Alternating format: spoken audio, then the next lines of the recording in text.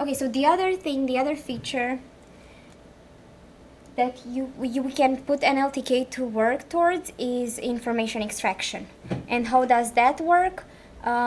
We can search large bodies of text, find specific types of entities and relations between those entities, and generate a database based on those things. And I was just joking with you guys during the break that I would like to do that with articles for my lit review, for my papers. I would have a large amount of text, and I'm looking for relations between different entities in that text, and I want to build a database. And then, so what are the steps to be able to do that? First of all, you have to segment the text. You have to tokenize it. You have to tag it. You do part of speech tagging on the text. Then the data that results from these processes is searched for specific types of entity. And those entities, the ones that are mentioned one next to the other in the text, are used to specify relationships, and if relationships hold between different entities. So it's not only taking the type of entity into account, it's also taking the position of those entities into account. So how do you recognize entities? What can they be? We can define them as, for instance, organizations, persons, locations, date, time, money, geopolitical entity. These are all entities. What we want to do is we want to segment the text and label it with the appropriate type of entity, one of those. And to do that, you can construct chunkers. You can construct your own chunker. And you can do that by using the regular expression parser class provided by NLTK, also by using machine learning techniques. And you can imagine that in this context, it's going to be very important to have part of speech defined. And then what about relation extraction? How do you extract relations between different sorts of entities? Well, you can look for specific patterns in the text that connect those entities. And you can do it by using rule-based systems. For instance, you use regular expressions to establish a set of rules that you can use to determine things. For example, if you have a text like the CIA workbook, they have text entries for all the countries in the world, and they describe the country, and it usually starts with the United States is a country situated in Northern America and whose population is this number. Then you can establish relations between different entities by looking at the position of words and where they come one after the other. You can do that through regular expressions. You can also use machine learning systems that attempt to learn those patterns automatically from a training corpus. Okay, so this is information extraction, and I don't have an example for that, but you can find really good examples of information extraction and constructing databases based on information in the text in the book. And now the last important thing that we might care about is text classification. So what do we have to do when we are trying to classify text? First, we have to choose a certain class label for one input for a certain type of text. We need to identify features of language that are salient for classifying it. So you need to know what the features are that you're going to use when you're classifying it. You construct then a model of language which will be used to perform language processing tasks. And in the end, the final purpose is you want to learn more about text or language from those models. And there are different machine learning techniques that can be used, for instance, decision trees, naive Bayes classifiers, maximum entropy classifiers. What do we use them for? For example, well, if we wanna establish the topic of an article or a book, if we wanna divide, if you wanna build a spam filter, we can try to figure out who wrote a certain text. Determine the meaning of a text in a certain context. And you have different sorts of classifications: open class classification, multi-class classification, sequence classification. In sequence classification, you classify a list of inputs jointly at the same time. In multi-class classification, you can assign multiple labels to each instance. And in open class classification,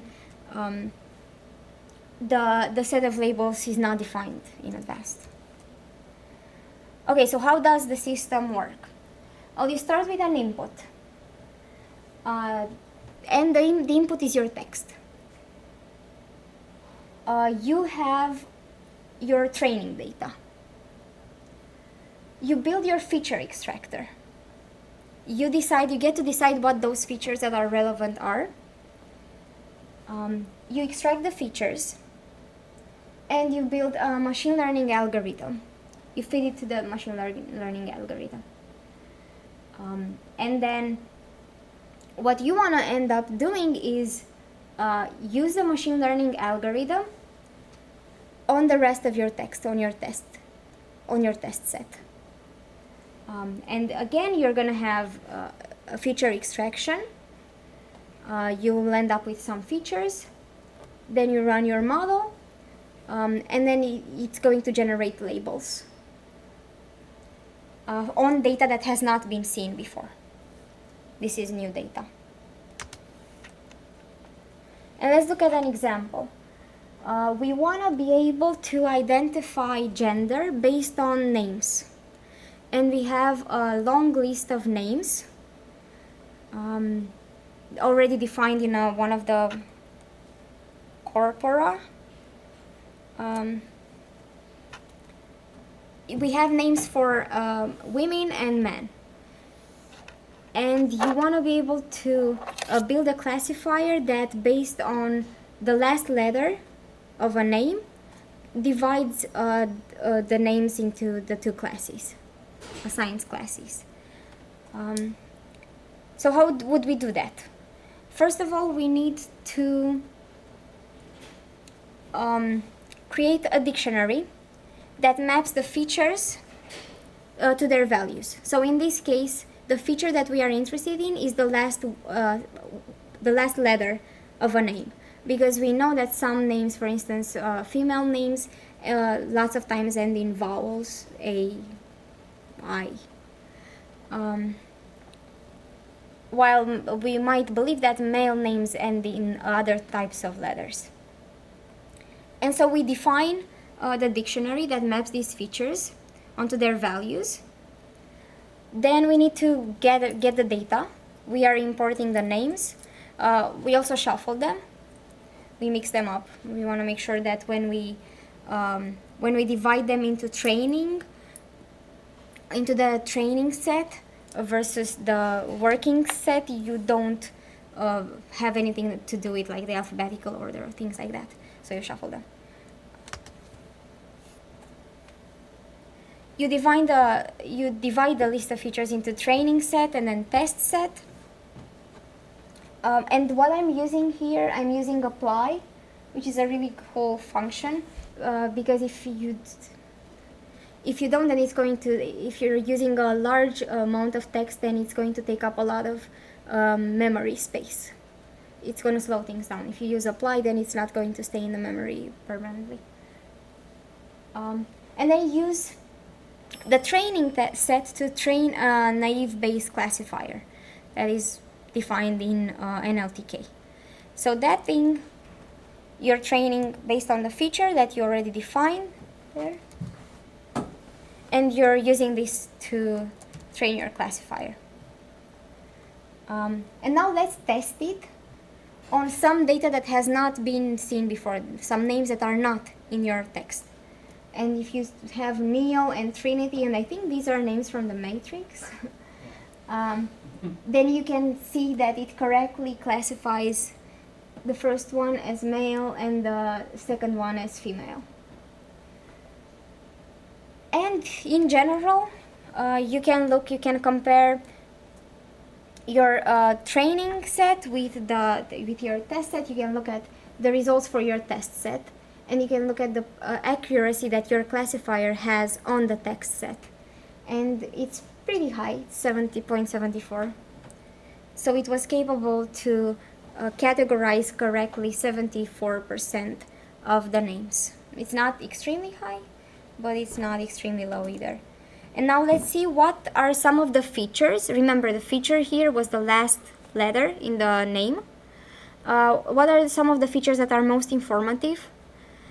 And we see that the most informative one is the letter A, and it's going to be the female to male ratio is 35 in this situation. And the next one is K, which is going to tell you that you're more likely to have a male name than a female name.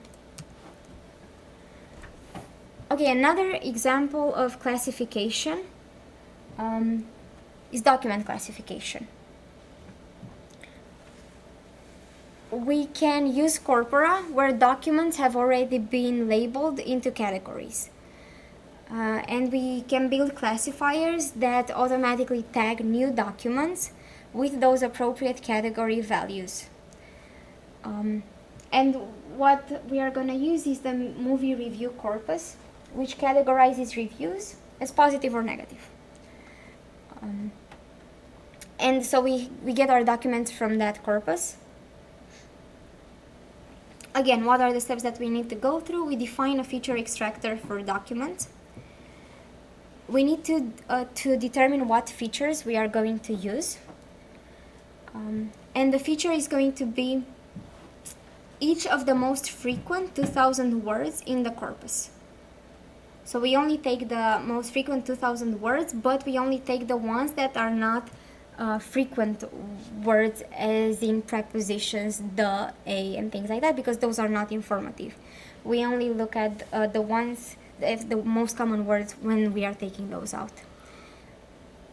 We define the feature extractor, check if words are present in a document, train the classifier, and then see how well it performed. We can check out the accuracy. And if we do that, the program is similar to the previous one, and you have it in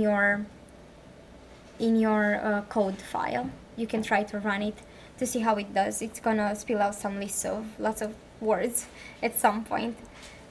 We can look at the accuracy on the test set, and the accuracy here is pretty high. On this situation is 0.79. So our classifier, based on the 2,000 words that are most common, works pretty well in dividing the reviews into positive and negative. Oh yeah, so some things that you might want to consider are evaluation issues related to the accuracy, and also dividing your text into deciding what the size of your test set is going to be. So how do you, let's say that you have a number of documents, what percentage of those documents are you going to leave as a test set? Well, that's going to depend on the number of labels that you have, on whether those labels are balanced, or it's very likely that one of them is going to end up with very few documents assigned to it, and the other one is going to end up with lots of them. And also on the diversity of the language. If you have things that are pretty uncommon, then you will want to use a proportion of tests to training data that is smaller because you want to be able to train it really well. So there are some trade-offs here. Do you want to be able to get something that has a lot of accuracy, or do you want to make sure that you are reaching diversity? You'll have to consider these things when you decide. But normally, if you have a small number of labels and they are pretty balanced, you can actually use just 10% of your documents as the test set and only test it on those, and use the other ones, the large amount of them, as training. That's going to work. For the amount of text that you use as a test set, I guess because you're doing your own classification, you're doing it manually,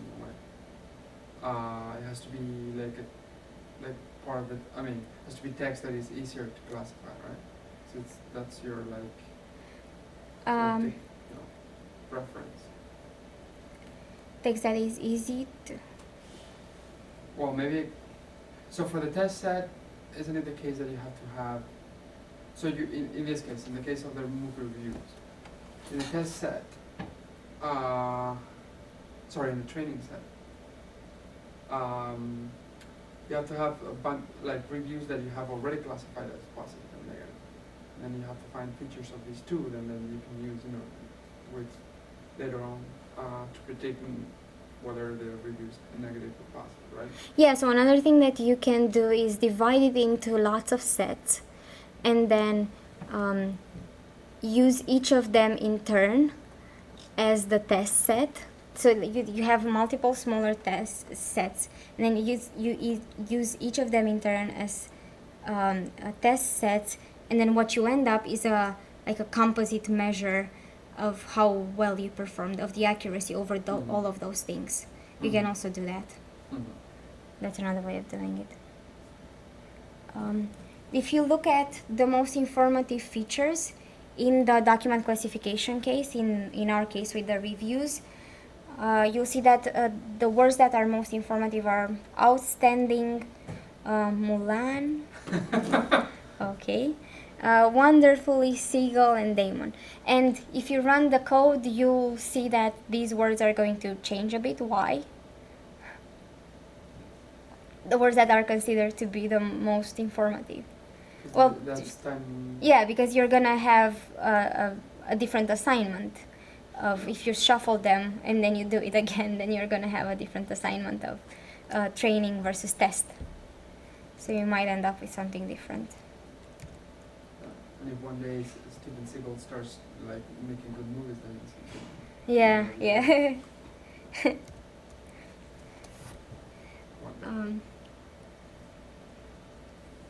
Yeah, so other things that are going to be relevant for document classification or for classification in general. What we saw so far was pretty basic, but there are other things that you can take into consideration that is going to improve your classification a lot. For example, you can take context into consideration.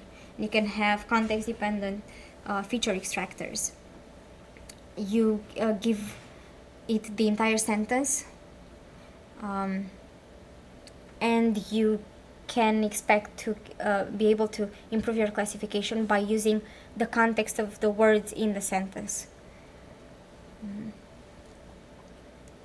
Under this category are also joint classifier models, in which you have a collection of related inputs, and you choose an appropriate labeling for those inputs that are connected with each other. Also, sequence classification. You jointly choose part of speech tags for all the words in a given sentence. Similarly, it's consecutive classification. You find the most likely class label for the first input, and then you use that answer to find the best label for the next one, and so on and so forth until you're done with all of them. And in this situation, if you want to do things like that take context into consideration, then you will have to have in your feature extraction function a history argument as well. And the history argument is going to record whatever the classifier said that the word before it was. So it's going to keep track of what you already have. And of course, you will not have anything for the words that you haven't classified yet, or the documents that you haven't classified yet. And another way of doing this are Markov models. I haven't done one before. I'm not sure exactly how well they perform, but they exist. One example is a hidden Markov model, which is not that different from a sequence classification, because what you do is, again, you use input and you use the history of the predicted tags. But the difference is that you are going to get, in this situation, a probability distribution over tags. And then you combine the probabilities to calculate a score for those sequences. And then you choose the tag sequence with the highest probability. And there are also other more advanced models, like the maximum entropy Markov models, linear chain conditional random field models. And those are a bit more complex. Okay, so what other things we should consider studying if we want to work with text a lot? Other things are analyzing sentence structure. So not just the words inside the sentence, but the structure of the sentence itself. Analyzing meaning. This is important and hard. The meaning of sentences, which is going to help us create things like Siri. It's the natural language understanding. Discourse processing, that's another important thing that we should be able to develop, and for which we should know how to analyze the meaning of sentences. And another feature that I thought was pretty boring, and I didn't show you anything about that, and I didn't use it all that much because I don't work with a lot of data, is managing data, managing language data and text data, and how you work with XML and toolbox data to do that. I haven't had to do this so far, but I can imagine that if you have a larger project, this is where you might want to start. Okay, so if you have any questions or comments, you can ask me now or also email me later on. And that's my email address. And thank you for being here.